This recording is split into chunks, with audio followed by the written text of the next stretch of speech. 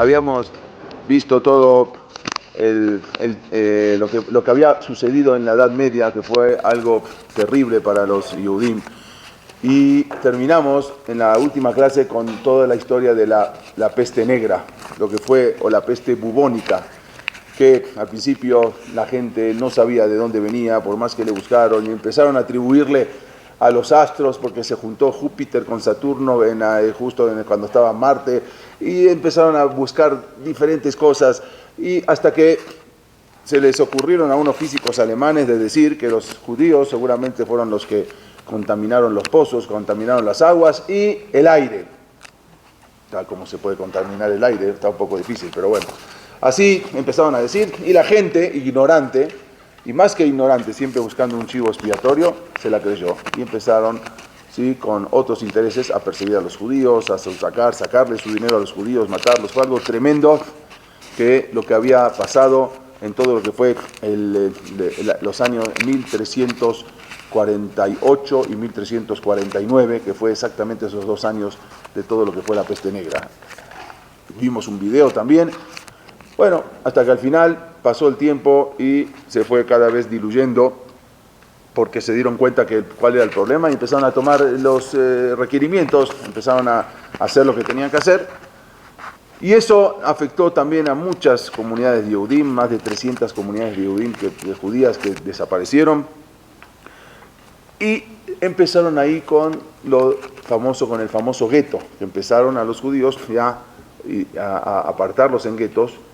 Y no solamente eso, o sea, los mismos judíos a veces se apartaban en guetos. Porque para los Yehudim, el gueto simultáneamente era una bendición y por otro lado una maldición. ¿Por qué era una bendición? Si bien en verdad ellos estaban separados del resto de la sociedad. Estar en un gueto era estar separados del resto de la sociedad.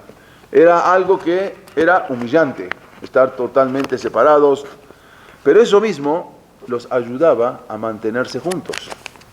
Una vez cuando estuvimos en Italia, habíamos llevado un grupo, fuimos a una ciudad preciosa, se llama Verona, te la recomiendo mucho. Hermosa la ciudad. Bueno, y ahí fuimos al Beta Knesset, estuvimos hablando con el Rab, y había contado toda la historia, y él dijo que en Verona fue un lugar también que habían puesto un gueto, y los jajamim estaban felices, estaban muy contentos cuando los hicieron encerrar en un gueto. ¿Por qué? Porque era la manera de que no se asimilaban los judíos. Estaban juntos, estaban cerrados, tenían que pedir permiso para salir, de noche se cerraba, nadie podía salir, y eso hacía, aunque era algo humillante, pero los ayudaba a mantenerse juntos. Vivir juntos los ayudó a preservar una sensación de comunidad, ¿sí? Estar en una comunidad. Como no había esa socialización con los gentiles, también era una protección contra la asimilación.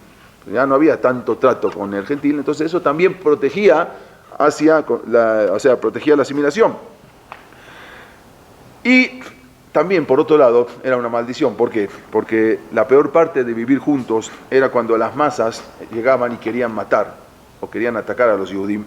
Entonces, sabían exactamente dónde encontrarlos. O sea, no necesitaban ir a muchos lugares, sino automáticamente iban a un solo lugar y ahí los encontraban. Entonces, por un lado era un pro, por otro lado era una contra, pero era más el pro que la contra, que los judíos se mantenían y no se asimilaban y se mantenían juntos. Siempre hubo también, como dijimos, cuando estaban en el gueto y cuando venían a hacerle problemas, había una salida, la conversión o los mataban, pero había una salida en ese momento. Pocos años después, como dijimos, habíamos hablado de varias expulsiones, ¿no? Nosotros conocemos la más famosa, la expulsión de los judíos de España, esa fue la más famosa, pero hubo, como dijimos, en 1290 el rey Eduardo I los expulsa de Inglaterra, después también Felipe el Hermoso los expulsa de España en 1306, amén de que ya los habían expulsado varias veces, pero luego vuelven, o sea, les dan la posibilidad de volver, porque cuando empiezan a caer económicamente los países, los invitan a volver, y como el judío no tiene dónde ir, vuelve. Y así fue otra vez. Incluso en 1394, el rey Carlos VI de Francia los vuelve a expulsar. Ya los habían expulsado en 1306. Volvieron. Y en 1394 otra vez. O sea que si España los expulsa una vez, a los judíos, ¿sí? Que Francia no se quedó atrás, porque los expulsó más de 5 veces de Francia a los judíos. Si decimos ahora, hoy en Francia, antisemitismo, y mira, esto pues no viene de ahora. El antisemitismo en Francia está arraigado desde hace mucho tiempo. 5 expulsiones hubieron de Francia con respecto a los judíos. De España, una sola. Bueno, está bien, fue muy grande, porque había muchísimos judíos en España. Y aparte eran muchos sabios, muchos talmidei jajamim. Pero de Francia, 5. 5 veces los expulsaron.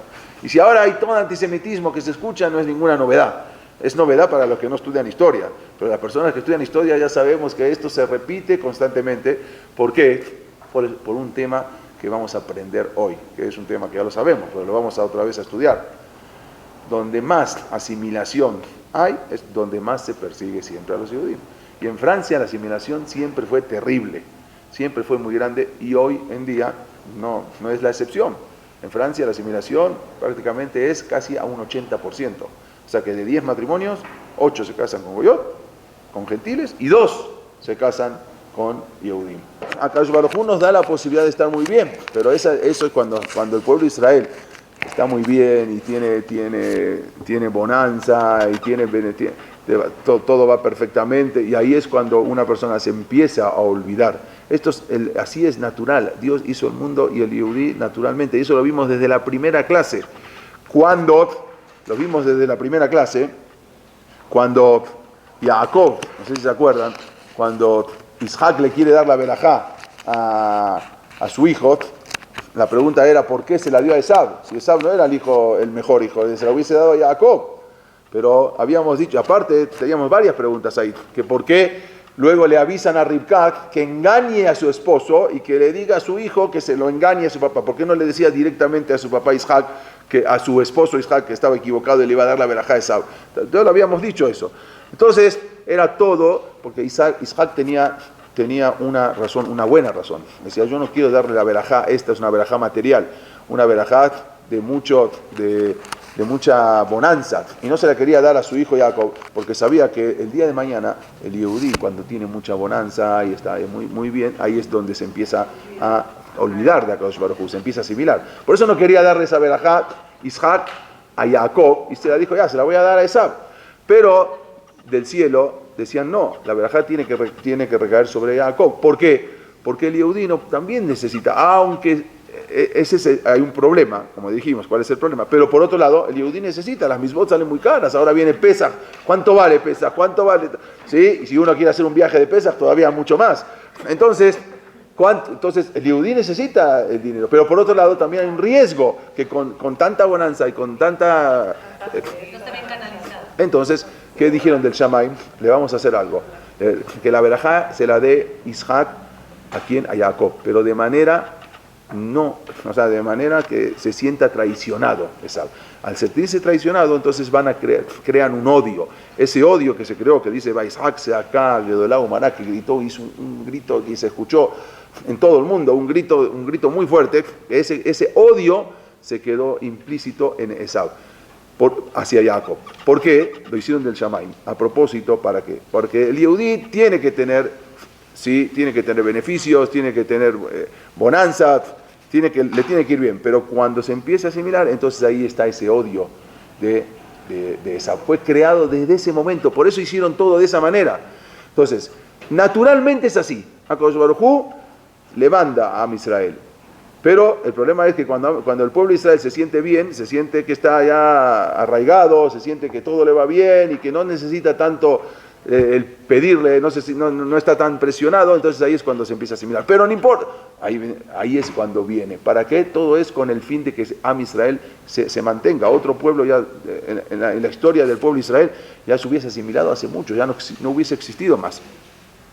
Entonces, eso es la temática de Akadosh Baruj Hu. Así maneja el mundo Dios. Si no hay asimilación, está todo perfecto. Cuando nos queremos asemejar, y eso es lo que vamos a hablar hoy, de qué es lo que pasó en España. En España, una ciudad de grandes rabinos, o sea, rabinos que todos los Rishonim, el Rambam, el Ritbat, el Ran, el Rabbeno Yonah, el Ramban, el Rabbeno Bajie, o sea, los más grandes, el Rabbi Yehuda Leví, el Rabbi Abraham Ibn Ezra, los más grandes también Jajamim, algo impresionante, toda la Torá prácticamente sale del Shulchan Aruch, que nació también el Rabbi Yosef Karo, que también nació en España, viene de la Torá, de los grandes sabios de España. ¿Y qué pasó con todo eso? Desgraciadamente es lo que vamos a hablar, cómo empieza toda esa asimilación en España, que fue muy, pero muy grande, muy extensa. Vamos a hablar de eso. Como dijimos, en 1394 Carlos VI los vuelve a expulsar, ordenó dio una orden de expulsión a todos los judíos de Francia y de ahí se termina el judaísmo en Francia hasta la época moderna. Desde 1394 que se los expulsa y no vuelve a haber otra vez judíos en Francia, abiertamente, quizás ocultamente sí, hasta la época moderna, vamos a ver mucho más adelante. Esta fue la última de las 5 expulsiones que hubo en Francia. Mientras, vamos a ver qué pasaba en España. En España habíamos hablado que era una época de oro. ¿Se acuerdan que dijimos? Desde el año 711 que entraron los árabes a España y les abren la puerta a todos los judíos para que vengan a instalarse, porque los judíos estaban muy presionados con los reyes visigodos, muy presionados, los perseguían, luego caen y entran los árabes. A partir del año 711 cada vez más empieza a levantarse el judaísmo. A partir del año 1000, cuando se termina en Babel, automáticamente ya estaba preparado España. Llegan los Yehudim a Sefarad y empiezan la edad de oro. Empiezan las Yeshivot, empiezan los Betagnesiot, los grandes Talmidei Jajamim, la filosofía, empieza a crecer increíble. Pero después de Babel, los Yehudim empiezan del año, mucho antes estuvieron también, pero empieza a florecer del año 711 y a partir del año 1000, con Hasdai Ben Shaprut, con Rab Shemuel Anagid, que hablamos de Granada, empiezan a crecer enormemente. Y bueno, también vuelven a caer en lo mismo. Ellos no, pero las segundas y terceras y cuartas generaciones ya se sentían parte de ese lugar y ya empiezan a ver y empiezan la vida, ven que le florece todo y que va todo muy bien. Y prácticamente desde el año 711 y luego crece, como dijimos, a partir del año 1000 y hasta la peste negra, que también estuvo en España, quiere decir hasta 1348, 1349 y 1350, hasta ahí iba todo bien. Pero empiezan ya los judíos a frecuentar casas de gentiles y se empiezan a asimilar. Y ahí es donde viene ahora, a partir de ahí, viene la decadencia en España. O sea, hasta ahora se llamaba la Edad de Oro, pero a partir de 1350 empieza la decadencia. Pero vamos a ver qué pasó un poquito antes. En España, por ejemplo, en el año 1212, ¿se acuerdan que dijimos había un reino, el reino almohade, que eran los musulmanes que habían entrado en el 711, estuvieron casi 500 años dominando en España. Por eso hoy en día, si vamos a España, vamos a ver en muchas ciudades, en Toledo, hay todo, vamos a ver, increíble todo, cómo se ve, todo arte morisco, todas las cosas en Córdoba, así, porque toda la época que reinaron los árabes. Pero a partir del año 1200 empiezan a perder fuerza. Perdieron fuerza los españoles, iban ganando fuerzas de ciudad en ciudad, se iban recuperando las ciudades de los árabes. En 1217, un rey, se llamaba Fernando III, que lo vemos acá, él subió al trono en Castilla y luego reconquista Córdoba, reconquista Murcia, Jaén, y y traslada toda su residencia a Granada. Este rey se empieza a expandir. También había caído Sevilla, que también estaba en manos de los árabes, cae ahora en manos de los cristianos. Este Fernando III, que le decían, era apodado Fernando el Santo, era un rey, fue muy justo con los judíos, fue muy leal con los judíos, les había otorgado tierras, incluso que cuando él domina en Sevilla, se hace del mando de todos, gobierna Sevilla, y había 10 mezquitas, 7 se las da a los cristianos, y 3 mezquitas se las regala a los judíos, que hasta hoy en día, una de ellas ya hoy en día es iglesia. Entonces, para que allí hicieran sus sinagogas. Él era un rey bueno, por eso se lo apodaban el Santo. En agradecimiento al rey Fernando, los judíos le regalaron una llave. Se llamaba la llave acá también, en todos lados, cuando viene alguna persona muy importante, le dan las llaves de la ciudad. Bueno, ahí los Yehudim, 1217, los Yehudim le regalan la llave de la ciudad, la cual tenía inscrito en hebreo y en español, o en castellano, ¿sí? una inscripción. Y acá se puede ver, porque esta llave se conserva hasta hoy en día en el museo, y se puede ver. Esta es la llave, que ahora lo van a ver acá, y acá se dice, en la llave dice, el rey de reyes abrirá, se refiere a Dios, y el rey de la tierra entrará.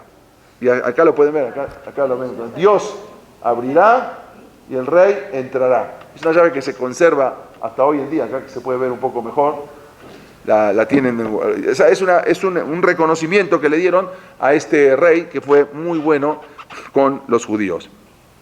Pero en el año 1252 muere este rey Fernando III y sube en el trono, en su lugar, su hijo, que se llamaba Alfonso X, le decían Alfonso el Sabio.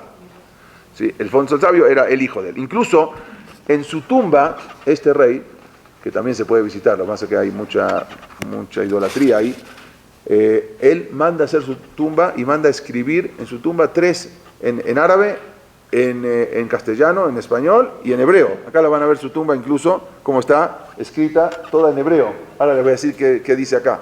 Esta es la tumba, se puede visitar una vez al año. ¿Sí? Acá está, esta es la tumba de él como está en hebreo, y acá está, incluso acá está en hebreo, y acá está en árabe. Esta es la tumba del rey que mandó a escribir porque él tenía todos sus asesores. Incluso lo que dice acá es algo que dice en el Pirkei Avot, lo que dice en la tumba. Acá lo traduje al español. Dice así: ¿en dónde está el provecho de los hombres si su honra, como dice, si su honra cual ave emprende el vuelo? ¿Y cómo estando vivos se mostrarán soberbios si súbito les llega su quebranto? Bueno, es un español un poco...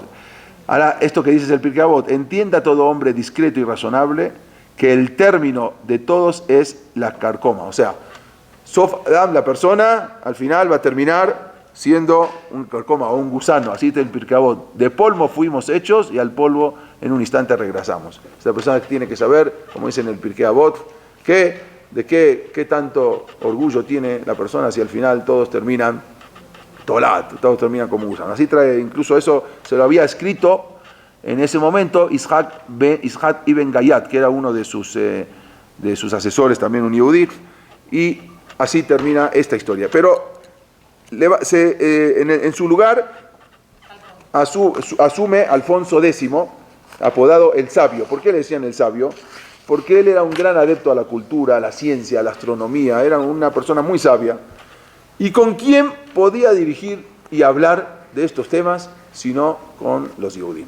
¿Con quién va a hablar de estos temas? Con alguien generalmente el gentil era muy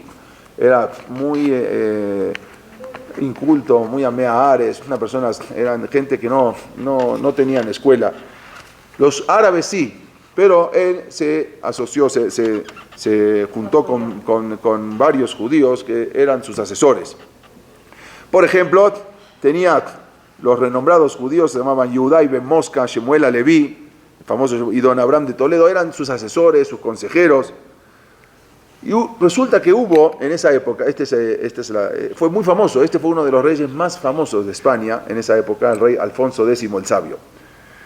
Él pasó una historia increíble que ocurrió en ese momento con uno de sus asesores, se llamaba Rabbi Yehuda Moshe Acohen, conocido como Yehudá ibn Mosca. Él, a su vez, también se lo conoce como tenían nombres también árabes, Abu Zakaria al-Fakim al-Rofé, así le decía, era su doctor también. Él había nacido en Toledo, Rabbi Yehuda, en España en 1240. Él era su médico de cabecera del rey Alfonso X. A su vez, rab, como siempre decimos, todos tenían su trabajo, todos tenían su estudio. Él, a su vez, rab, aparte de ser rab, él era físico, él era astrónomo, él era escritor de la Escuela de Traductores de Toledo, Él también introdujo varias obras en árabe científicas que las pasó al hebreo y al castellano, al español. A su vez, él era el rabino de la principal sinagoga de Toledo. Se llamaba la Sinagoga Mayor, que hoy en día se conoce como la Sinagoga Santa María la Blanca, en Toledo, que acá la pueden ver, un Betagneset impresionante, algo fuera de lo normal. La persona que pueda ir, que vaya alguna vez en Toledo, pasó a ser luego iglesia, porque se llama Sinagoga Santa María la Blanca, y luego hoy en día ya no es iglesia, se puede visitar, y se puede ver cómo era la opulencia de los judíos que vivían en esa época. Un Betagneset impresionante. Acá pueden ver, ¿alguien me preguntó? No. Bueno. Santa María la Blanca, sí, así, pero antes se llamaba Sinagoga Mayor. O sea, y ahí, él era el rabí ahí, fueron muchos rabinos que fueron rabinos ahí. Vean lo que es la sinagoga, como es, algo impresionante. Bueno, él era rabí ahí, en este Betagneset. Alfonso X, que dijimos que lo apodaban el sabio, y él reinó durante 32 años, o sea, es mucho, desde el año 1252 hasta el año 1284 estuvo como rey. Al principio fue muy benevolente con el pueblo judío. Los invitó a radicarse en la ciudad de Toledo y en todos los lugares, porque no solamente Toledo, era todo lo que era Andalucía, Toledo, Sevilla, Granada, Granada no tanto. Los invitó a Córdoba y a las demás ciudades. Este monarca, este rey era un erudito, era un gran admirador del estudio. O sea, él era, por eso le decían el sabio. Recibía en su corte a grandes jajamim, a grandes sabios. Le apasionaba la astronomía.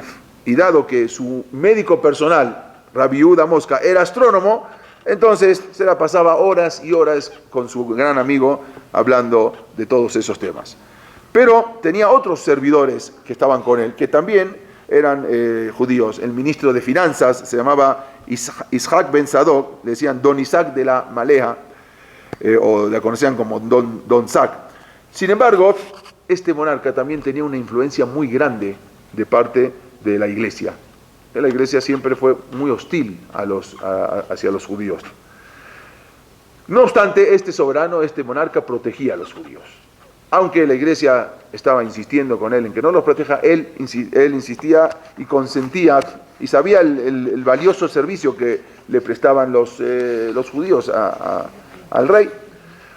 Un día, como de costumbre, este era Rabbi Yehuda, que era muy amigo de él, entraba y salía al palacio como él quería. O sea, él tenía la puerta abierta, nadie le decía nada. Y un día no tenía que esperar la invitación del rey, entraba y platicaba con el rey, pero un día él llegó al palacio y resulta que ahí estaban los guardias y le dijeron: el rey no lo puede recibir, está muy ocupado.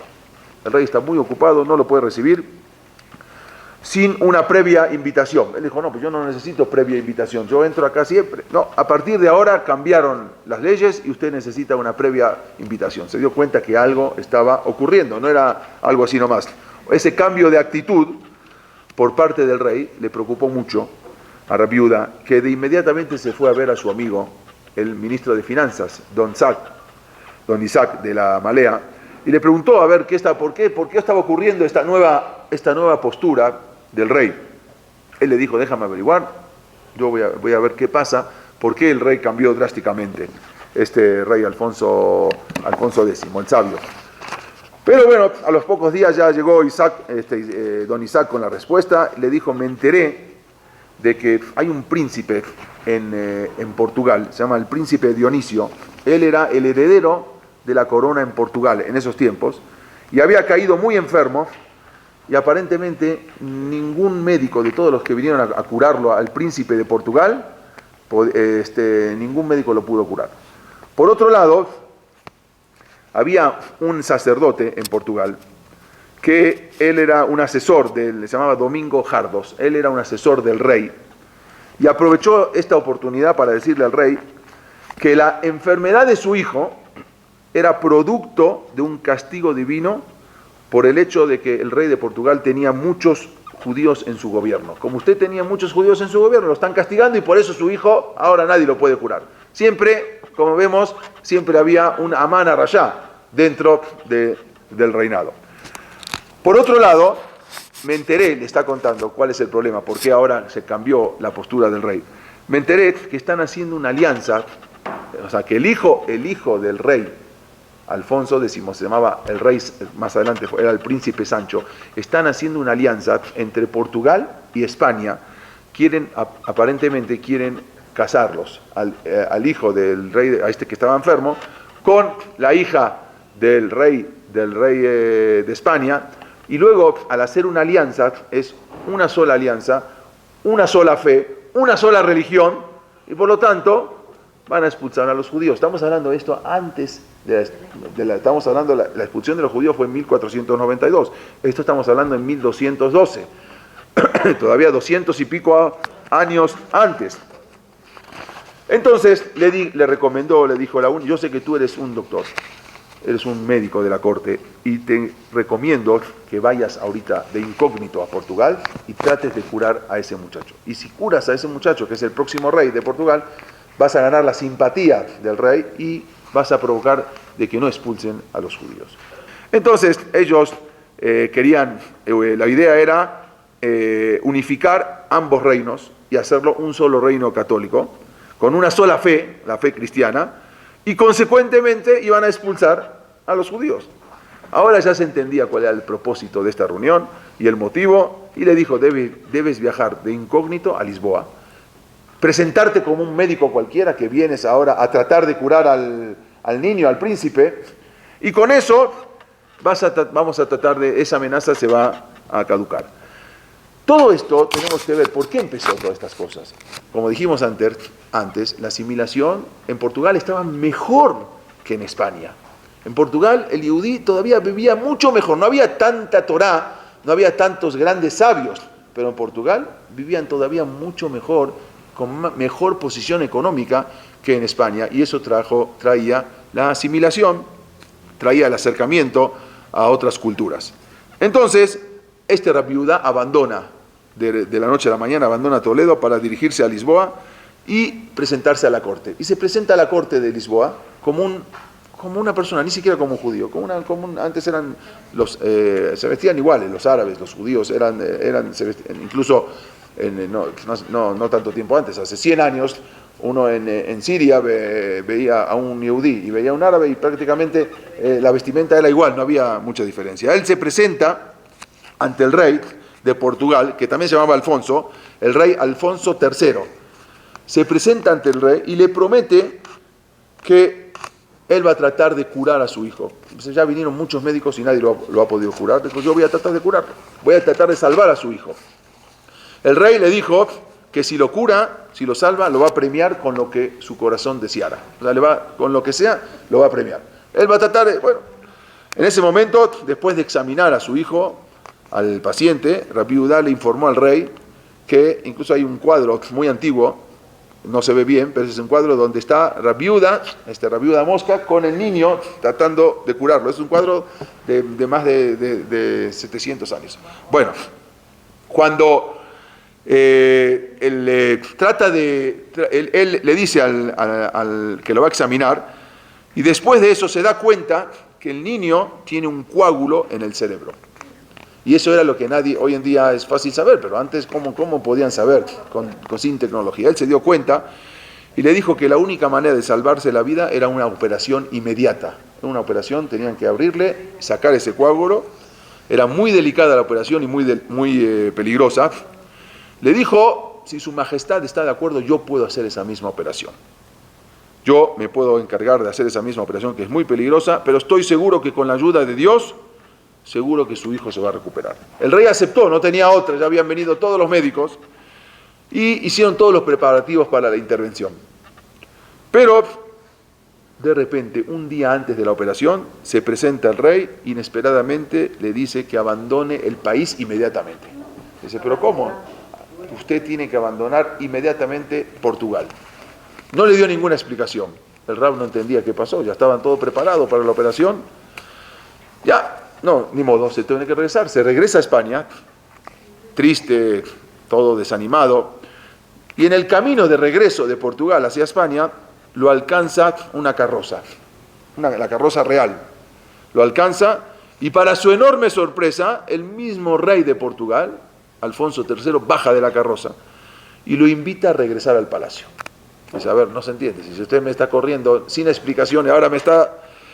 El monarca entonces le cuenta lo sucedido. Le cuenta que el sacerdote, el amán de ese momento, Jardos, el Domingo Jardos, él, ansioso por desacreditar al médico judío, que se dio cuenta que era un médico judío, empezó a averiguar quién era y se dio cuenta que en verdad este era Yehuda Mosca, que era el rabino de la sinagoga de Toledo y el médico de Alfonso X, y le dijo que seguramente vino y se presentó como un médico para, de esa manera, matar a su hijo. Seguramente con esta operación, él va a matar a su hijo.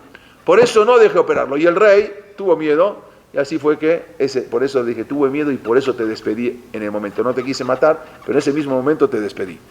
Pero el rey continuó diciendo que al otro día, cuando el príncipe, el que estaba muy mal, el príncipe Dionisio se llamaba, se entera de que el rey, su papá, había expulsado a ese médico, se enojó tanto de esa ridícula calumnia, que estaba todo planeada por ese clérigo, y amenazó que si no lo curaba a este médico judío, se iba a suicidar.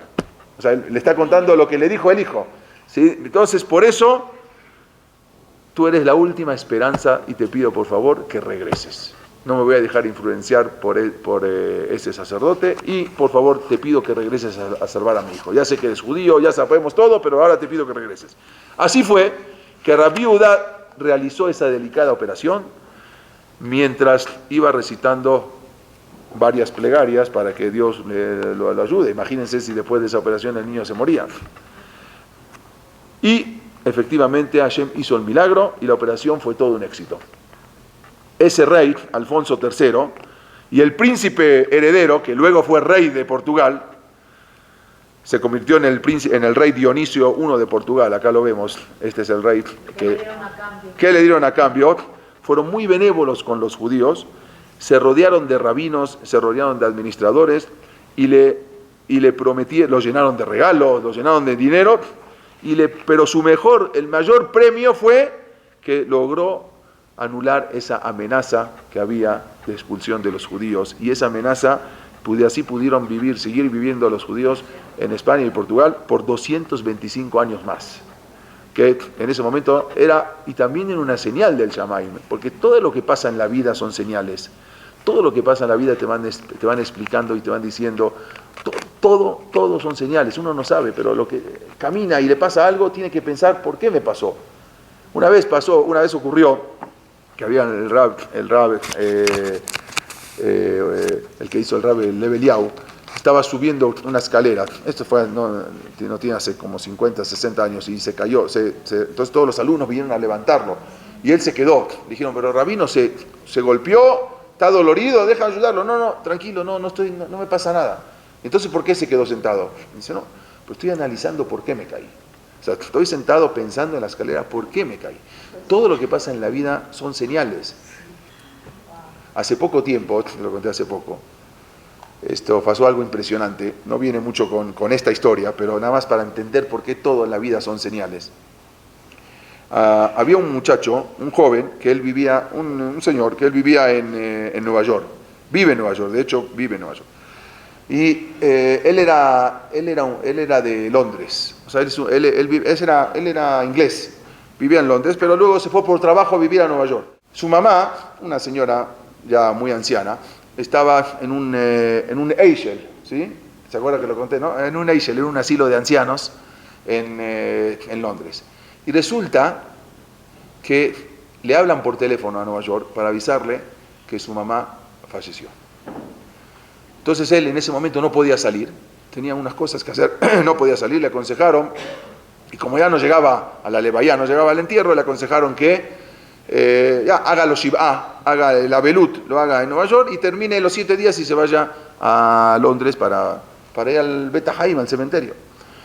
Entonces resulta que está haciendo el Abelut sentado con la ropa rota, con la camisa rota, sin zapatos. La gente vino a visitarlo, le venían a dar consuelo. Pasan 3 días y recibe una llamada telefónica. Entonces ¿Quién es? Dice, hola hijo, ¿cómo estás? Mamá. Sí, hijo, ¿cómo estás? ¿De dónde me hablas? ¿De Olam Abba o de dónde me hablas? No le va a decir así, pero sí, pues está todo bien, mamá, todo bien, mami, pero está todo bien, todo perfecto, todo muy bien. ¿Te sientes bien? Sí, me siento muy bien. Ah, muy bien. ¿Y dónde estás? No, aquí, donde siempre. Ah, bueno. No le va a decir a la mamá todo lo que está sentado ya hace 3 días por ella. Está bien. Termina, corta el teléfono y llama inmediatamente. ¿A dónde lo llama? A Leishet. Y empieza, ¿cómo ustedes me pueden decir una cosa así? No pueden ser. ¿Cómo ustedes me dicen algo que no es cierto? Mira lo que me hicieron. No, pero señor, nosotros tenemos acá el registro de que su mamá falleció. Esperen, vamos a averiguar. Bueno, empiezan a averiguar. Dice, en un rato le volvemos a marcar. Le vuelven a marcar y le dicen, efectivamente nos equivocamos. Es que en el cuarto habían 2 señoras con el mismo nombre y pensamos que había fallecido la otra señora. Y pensamos que era su mamá. Por eso le avisamos, perdón, mil disculpas, pero mire, bueno, ya Baruch Hashem que está viva, ya, ¿qué voy a...? Ahora el problema había otro. El problema es cómo le van a avisar al hijo de la otra señora, que ya enterraron hace 3 días a su mamá. O sea, ya tiene 3 días que enterraron a su mamá. Entonces, ¿cómo le van a avisar ahora? Pues, de modo, hay que avisarle. Bueno, llaman por teléfono al otro muchacho y le avisan, mira, queremos avisarle que al otro joven o señor, que su mamá ha fallecido, Entonces, lo primero que él dice, apenas recibe esa noticia, quémenla, incinérenla ahora. Dice, a ver, ¿cómo? No, quiero que la quemen. Espéreme, señor, no entendemos cuál es su heshbon, pero qué es lo que está pensando. Pero nada más queremos decirle que su mamá ya hace 3 días ya la enterramos porque hubo una equivocación y en lugar de avisarle a usted, le avisamos a otra persona. Entonces no es posible ya quemarla porque ya está enterrada. No puede ser. Se salió con la suya. Mi mamá se salió con la suya y corta el teléfono. No entienden qué está pasando porque es algo muy raro. Empiezan a averiguar y resulta que se dan cuenta después de unos días de que este muchacho, este joven o señor, se había bautizado, había sido Meshumat, se fue y se casó con una goy, y no solamente se fue a la iglesia y se bautizó, y siempre tenía discusión con su mamá. El día que te mueras yo te voy a incinerar y te voy a quemar como es nuestra costumbre. Y la mamá le lloraba, le imploraba, hijo, por favor, te lo pido, no hagas eso conmigo. Lo voy a hacer, mamá, lo voy a hacer, y te voy a... Por favor, te lo pido, hijo mío, no hagas eso. Y la otra señora contó que siempre lloraba esta señora y decía, por favor, Hashem, te lo pido, no hagas que mi hijo me haga esto, lo que quiere hacerme. Y al final del cielo se encargaron de hacer todo para que se equivoquen y le avisen a uno de que al otro hijo equivocadamente para que le den chance y poder enterrar a esta señora y después de 3 días avisarle, y al final la señora, como dijo el hijo, se salió con la suya. Es del Shamaim. Todo lo que pasa en este mundo es del Shamaim. Cualquier cosa que nos pasa tenemos que pensar, analizar, ¿por qué me pasó esto? ¿Qué tengo que arreglar? ¿Qué no tengo que arreglar? ¿Qué me están demostrando? La vida son señales, todo te mandan señales, nada más es captarla, recapacitar y saber qué es. Y eso es lo que pasó también acá. Mandaron una señal 225 años antes. Mira, esto puede venir. La expulsión de los judíos está ahora, pero no tarda mucho si siguen de esa manera los judíos, los Yehudim, que pueda venir una expulsión mucho más grande. Siempre hay señales. En todo lo que va pasando siempre hay señales previas, y esto es lo que había pasado también con este Yehudi, que Baruch Hashem se salvó toda la comunidad, tanto en España, como ya no hicieron esa unión. Pero el problema era en Portugal, que los Yehudim todavía estaban, como dijimos, mucho mejor económicamente que los judíos de España. Una vez este mismo rey, que quería mucho a los judíos, este rey, el papá, que habíamos dicho, Alfonso III de Portugal, que después de esto se rodeó de judíos, se rodeó prácticamente toda su comitiva, todos sus ministros eran Yehudim, pero obvio que tenía ministros Goim. Y una vez cuenta la historia, algo impresionante, que él llama a uno de sus ministros, que se llamaba Abu Hayat, no me acuerdo qué, un Yehudi, y le dice, necesito decirte algo. ¿Por qué ustedes, los Yehudim, que yo los aprecio mucho, por qué ostentan tanto? ¿Por qué son tan ostentosos? ¿Por qué las mujeres van con las mejores ropas? ¿Por qué ustedes van con los mejores carros? No carros de hoy en día, los carruajes. ¿No saben que el pueblo los está observando y siempre está pensando que todo ese dinero son de lo que le robaron a ellos. Yo sé, le dijo, ve y esto háblalo con tu comunidad, háblalo con tu gente, porque esto el día de mañana puede provocar problemas. Yo a ustedes los aprecio. Y yo sé que aunque tú vas a hablarlo en tu comunidad, no te van a escuchar. Así le dijo. Yo sé que no te van a escuchar. Pero igual, insiste y háblalo, porque esto puede el día de mañana llegar a peores. Y así fue. Desgraciadamente la gente no lo escuchó. Y en Portugal eran mucho más ricos que en España. ¿Sí? Y eran mucho más cultos también. No en Torá, pero eran más cultos. Y eran gente que no escuchaba. Y desgraciadamente primero vino en España y después vino en Portugal. Y eso es siempre donde terminan estas cosas. Bueno, luego había en esta misma época después, hubo un rey, asume un rey llamado Pedro I, le decían, él era el rey de Castilla, le decían, este es el rey Dionisio, Dinis, que fue el rey de Portugal, que era el niño que había estado enfermo, y luego llegó a ser rey de Portugal y que se rodea de todos, a raíz de este hecho, se rodea de ministros y de todos asesores judíos. Hubo otro rey, el rey Pedro I, el rey de Castilla, él había también favorecido mucho a los judíos. En su época, también los judíos habían llegado a la cima de los éxitos. Había Yehudim muy famosos en su época. Incluso los enemigos del rey decían que él era hijo de una judía, porque favorecía tanto a los judíos que decía, seguramente que tú eres judío. Por lo tanto, a él lo apodaban, el rey Pedro I, le decían Pedro el Cruel, porque decían que era cruel con los cristianos y favorecía a los judíos. Es muy famoso. El rey, como dijimos, lo llamaban el hereje, era muy conocido en la historia, y tenía el tesorero mayor, quiere decir el ministro de finanzas de él, era un rabino muy famoso, se llamaba Rab Shemuel Alevi Abulafia. Era muy famoso, era su tesorero. Acá incluso en la puerta de una sinagoga, que hoy en día es un museo, la sinagoga de Toledo, la otra, se llama El Tránsito, en la puerta hay un busto de él, no sé si era su cara verdaderamente, que la sinagoga se llama este es el Rab Shemuel Alevi, y está el Bet Knesset, que hoy en día se conoce como El Tránsito, es también un Bet Knesset impresionante. Si algún día alguien puede ir para allá, está cerquita de Madrid, cuando tenga que ir a Madrid, de ahí pueden ir en 45 minutos con tren.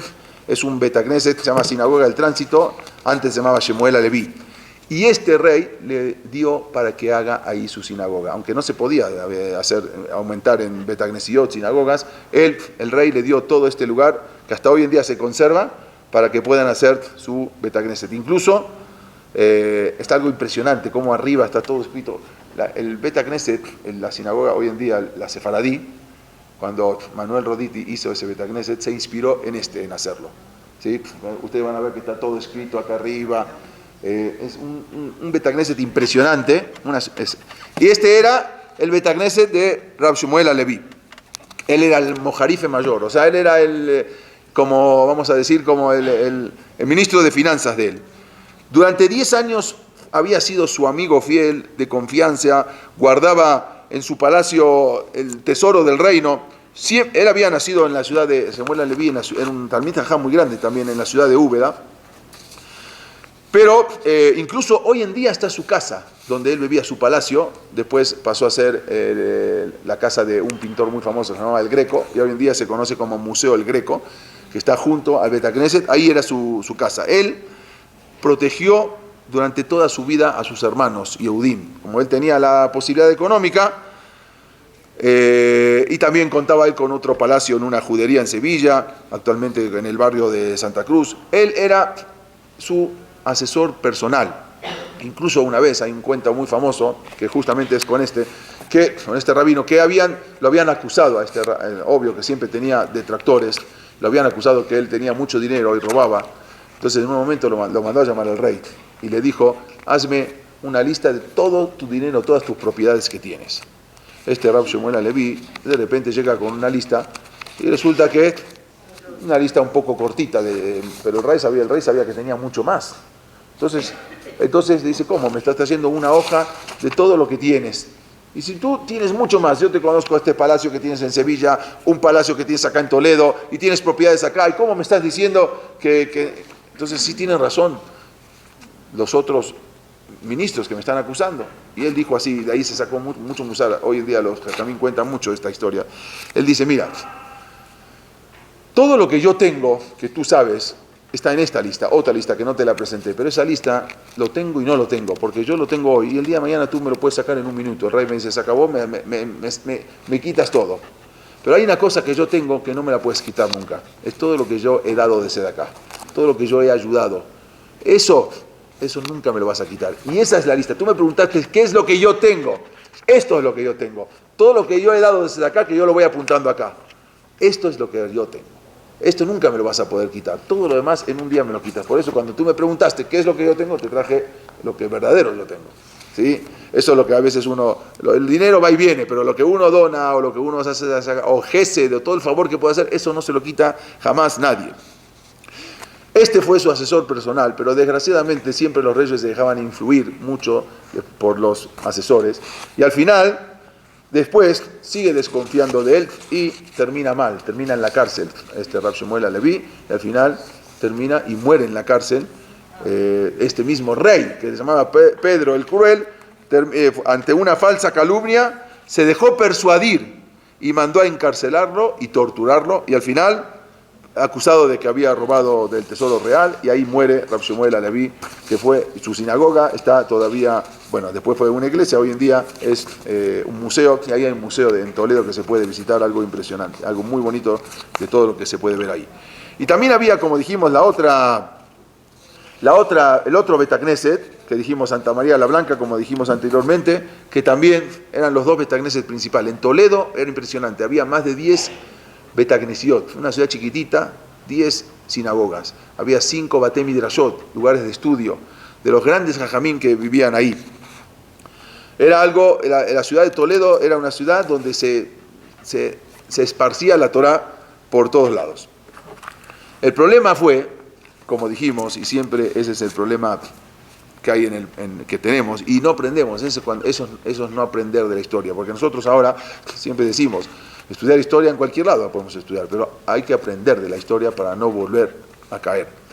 Hay un Sidur, se llama el Sidur de Rabbi Jacob Endem.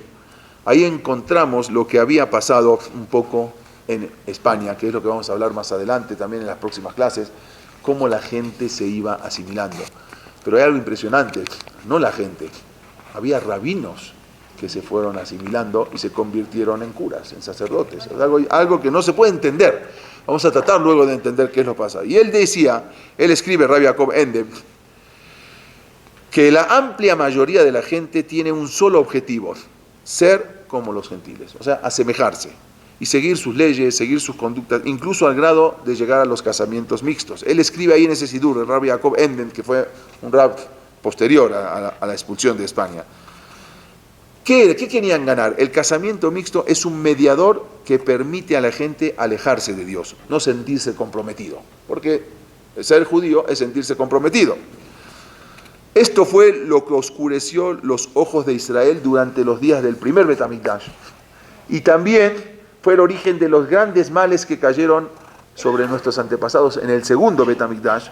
Y eso fue lo que originó la expulsión de los descendientes de Israel en la tierra de España, que durante 1500 años los Yehudim habían habitado España, no 100 años como estamos en México o 120 años, 1500 años viviendo en España y de una patada se los echa a todos, después de 1500 años, donde habían gozado de tan buena posición que la gente se empezó a asimilar. Dios, así escribe el Rab Endem, Dios es justo y su juicio es justo.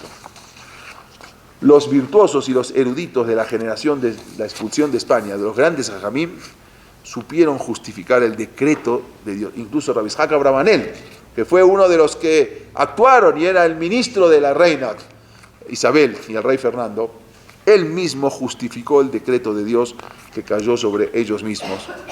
Y dieron testimonio de que los hijos de los hombres que se habían casado con mujeres gentiles habían matado a sus padres. O sea, muchos de los hijos que ya se habían casado con gentiles iban y acusaban a sus padres ante la Inquisición.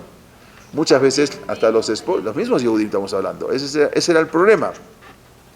El Rab Endem insiste que la asimilación había llevado a la caída de los judíos de España. Eso fue una caída. ¿Cómo puede ser 1500 años de los más grandes Talmidei Jajamim que de repente hoy en día uno va a España y no hay nada, absolutamente nada, hay un poquitito de Yehudim acá y allá, pero nada?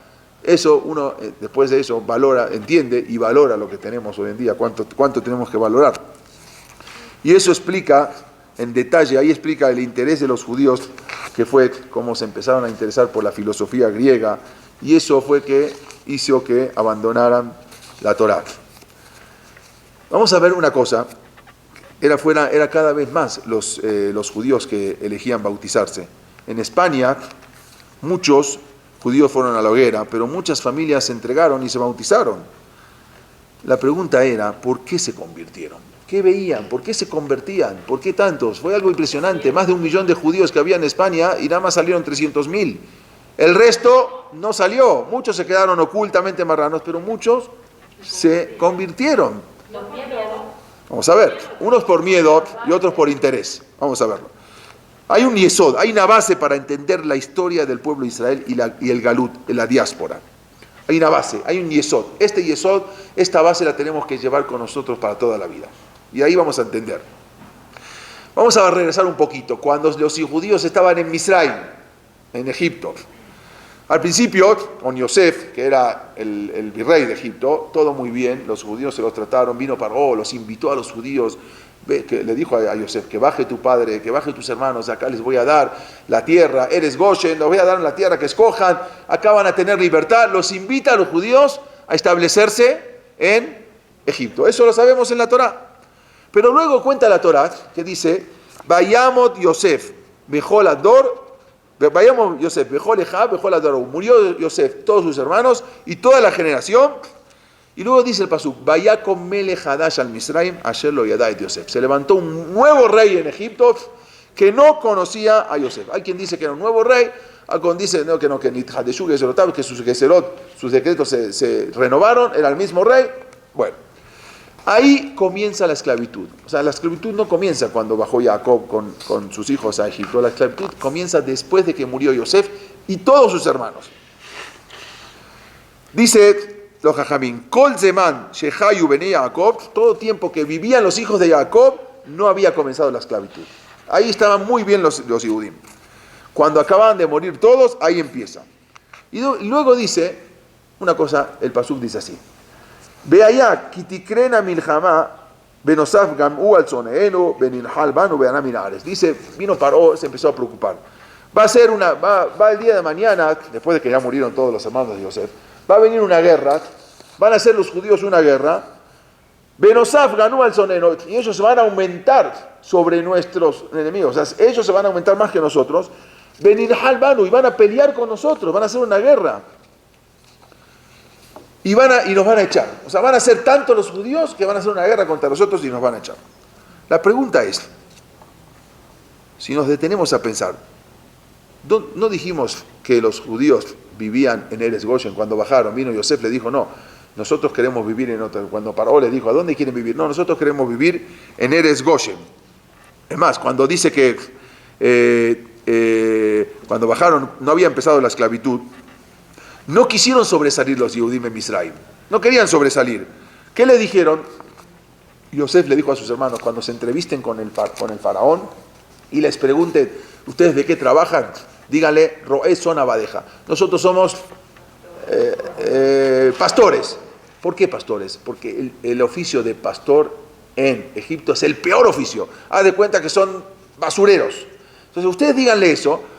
¿Para qué? Para que digan, ustedes son, entonces váyanse a vivir a Eretz Goshen, que nos den una ciudad apartada. Entonces, ustedes díganle así. ¿Por qué? Dice Pasú, Kito Abad Misraim Kol Roetzom. Era un desprecio para Egipto todos los que trabajaban de Roetzom, de pastores. Sí, pero les dijo, ustedes especifíquenle, díganle que trabajan de esto. ¿Para qué? Para que ellos los aparten. Entonces, ¿qué pasó? Ellos se apartaron. ¿Para qué le dice la Torá? Leman Teshebu Be'eretz Goshen, para que puedan habitar en la tierra de Goshen. Bueno, entonces, al final, ellos eran una garantía de supervivencia. Estar apartado, una garantía de supervivencia. Ellos se apartaron. Entonces, todo el tiempo que estaban los Yehudim sin apartarse, estaban en Eretz Goshen, no había un problema. Pero resulta que luego Paró dice, más adelante, ¿cómo? Ahora van a venir y van a hacer una guerra contra nosotros. ¿Qué te molestas? ¿No estaban ahí en Eretz Goshen apartados? ¿Cómo que van a hacer una guerra contra ustedes? O sea, Pasuk no se entiende. Por un lado dice que los Yehudim se fueron a Eretz Goshen, se apartaron, pero por otro lado viene Paró y dice, van a hacer una guerra contra nosotros y van a ser más que nosotros. ¿A quién se refirió Paró? Si todos los hijos de Jacob y los nietos y los descendientes estaban en Eretz Goshen. Entonces, ¿a quién se refirió cuando dijo, ellos se van a multiplicar y luego nos van a echar de este país? Eso fue lo que se refirió el Paró. Resulta que al principio los Yehudim estaban en Eretz Goshen, pero al poco tiempo ya no quedaban Yehudim en Eretz Goshen. Se habían ido todos y se fueron a las ciudades y se fueron a asemejarse a los Mitzrim. No quedó nadie en Eretz Goshen. Quedaban algunos, Leviim, poquitos ahí que se quedaban ahí, pero en Eretz Goshen ya no quedó nadie. Los Yehudim tenían mucha inteligencia, construían mucho mejor las cosas que los egipcios, comerciaban mucho mejor, eran mejores ingenieros, mejores economistas, eran mucho más sabios. Y entonces empezaron a competir ahora con el gentil, empiezan a competir con el goy. Y empezaron a entrar en ese campo en el que el gentil no se destacaba y el judío sí. Y empezaron a buscar kabod, empezaron a buscar honores. Entonces resulta que ahora el goy empezó a tener miedo. ¿Qué miedo? Entonces el egipcio preguntaba, ¿cómo puede ser? Hasta ayer eran inmigrantes, hasta ayer eran extraños y hoy le tenemos que tener miedo porque nos están sacando nuestros trabajos, se están entrando en nuestras propiedades, en nuestros trabajos. Y ahí comenzó el shibud, ahí comenzó la esclavitud. Todo el tiempo que estaban Yosef y todos sus hermanos y todos en Eretz Goshen no había problema. Cuando se empiezan a mezclar y empiezan a destacarse, ahí es donde viene el problema. Cuando el Yehudí empieza a sobresalir en el campo del gentil, ahí empieza la esclavitud. Y así pasó lo mismo en España. Dicen los ajamín de aquella época, ¿qué fue lo que encendió el celo, el odio de los reyes y de la iglesia en el pueblo cristiano? Fue la envidia hacia los judíos. ¿Y por qué esa envidia vino hacia los judíos? Escribe el Rab Yehuda Kapsali, era un rab en aquella época de España, porque en España los Yehudim éramos tan ricos y éramos grandes políticos y grandes sabios y financistas, empresarios y grandes filósofos. Y éramos los que más nos destacábamos en el terreno mismo donde se destacaba el goy. Esto fue lo que encendió el celo y la envidia del goy. Y luego, cuando llega la prueba, cuando llega el Nisarión, entonces a muchos les resultó muy difícil superarla, porque era muy difícil abandonar España, donde estaban enraizados desde hace 1500 años, porque era una convivencia entre judíos y cristianos que asistían mutuamente los cristianos a las bodas de los judíos a las bodas de los cristianos. Esto lo escribió un rab en aquella época. Y muchos judíos iban a participar de sus bodas. Así también, invitaban también a sus bodas. Solían también jugar a los dados y al ajedrez en las casas particulares entre judíos y cristianos, entre gentiles y judíos. Normal. Las mujeres gentiles mantenían abiertas relaciones sociales con las judías y con los judíos. En las cortes reales, en las tabernas, en los castillos de los nobles, se reunían a charlar juntos los trovadores, los poetas, los artistas y los frailes. Esto era lo que ocurría en España. El querer competir con el goy, el querer compararse con el goy, hizo que muchos judíos muriesen como cristianos convertidos, que no eran fieles a su nueva religión, sino que eran ocultos.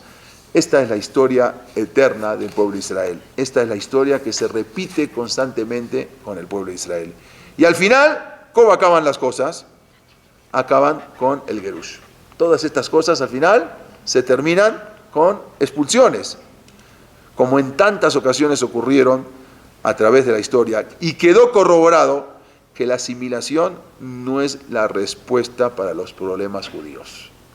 Esa no es la respuesta. Aunque más adelante quisieron ver los reformistas y los en la época de la Escalá, quisieron ver eso como una respuesta, pero eso no, desgraciadamente no es la respuesta. Cuando el pueblo de Israel no quiere destacar, es cuando se mantiene. Cuando ya quiere entrar en otro terreno, es ahí vienen los problemas. Y ese fue el problema que ocurrió en España. Cuando eran Israel que se sentían bien y querían destacar en otros campos, ahí es cuando más viene la expulsión. Y desgraciadamente es lo que no se aprendió. Y la historia se repite y se repite. Y esa es lo que tendremos que aprender nuestra historia y tenemos que transmitirles a nuestros hijos. Que no se vuelva a repetir esa historia. Darle valores a nuestros hijos para que esto no se vuelva a repetir. Y saber cada uno cuál es su lugar. Mi lugar es este, no quiere decir que no haya contacto con la gente. Claro que tiene que haber contacto, pero tiene que saber y respetar cada uno su lugar, no entrar a competir donde uno no le corresponde para que no pase lo que pasó. Y esto es lo que hace que se mantenga el pueblo de Israel. Había conversiones